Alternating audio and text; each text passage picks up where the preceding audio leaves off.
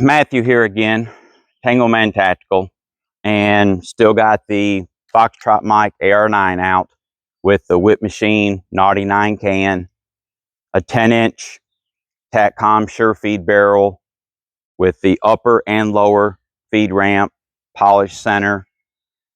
Do have the Hyperfire Eclipse trigger in it, and what we're going to do is I have 5 rounds of 165 grain Hush ammo, and I'm wanting to run it through it and see if it will cycle it, because this is a shorter suppressor, and how audible, how different the sound is from the 115 I just shot in the last video. So we're going to put that in. It's in. All right, we're chambered. All right, we're hot, and we're not just, it's 5 shots, and it's nothing, you know, we're not doing full auto here. So just down into the dirt. Oh, that's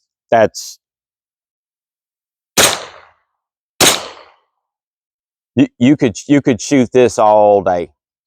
You could shoot this all day long without ears. I wouldn't recommend doing that because, you know, as I said, once you lose your hearing, it's gone and you need your ears. But this is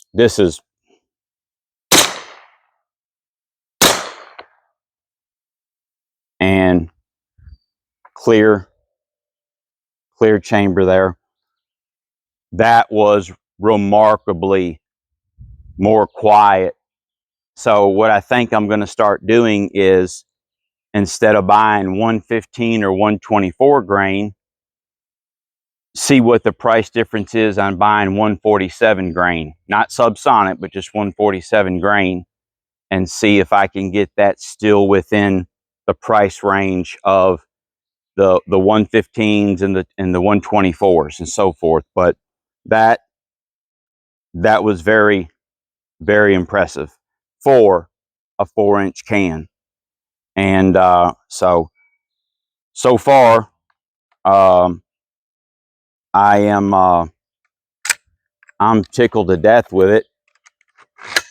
And for anybody wondering, I do have a bad lever on this AR. Normally I run phase 5 bad levers, but it would not work with this FM9. So me being a DIY person, I went in and modified the ping pong paddle to make this mag pull bad lever fit, and I had to do a lot of work. I spent a couple hours on doing this, but all my other ARs all have bad levers.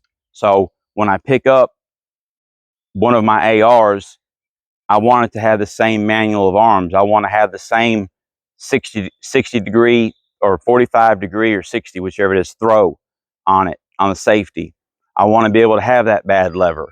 I want to be able to have, you know, the same, you know, stream lights on it.